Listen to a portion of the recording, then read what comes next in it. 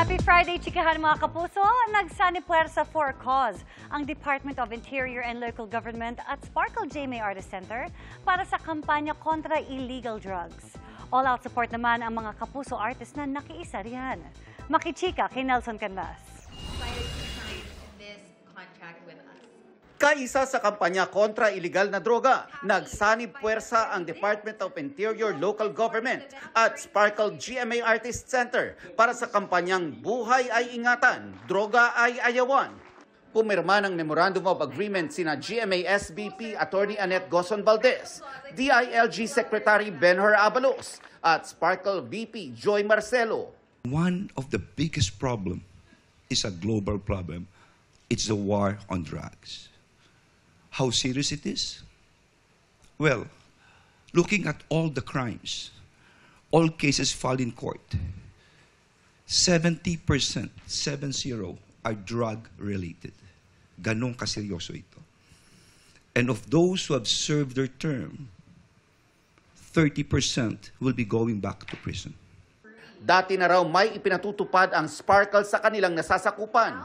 Bukod sa clean living na ginagawa ng mga artista, nagkakaroon din ng random drug testing.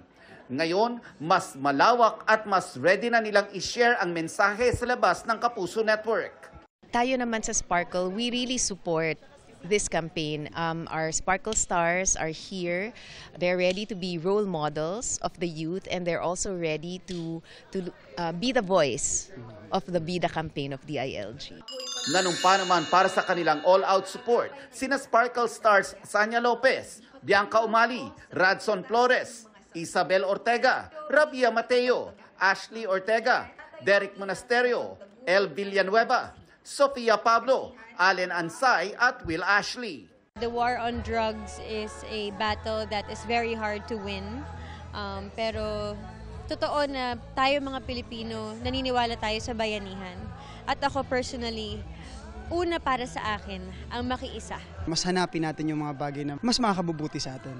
Marami sa atin, sa mga kabataan na pakiramdam nila hindi nila kayang sugutin yung mga problema nila, na pakiramdam nila tama na droga ang sagot. So sa mga kabataan natin, please mahalin natin yung buhay natin. Nelson Canlas, updated sa Showbiz Happenings. Para sa mas mahabang chikahan, visit and subscribe to GMA Integrated News on YouTube. At para sa mga kapuso natin abroad, samahan nyo kami sa GMA Pinoy TV at www.gmanews.tv.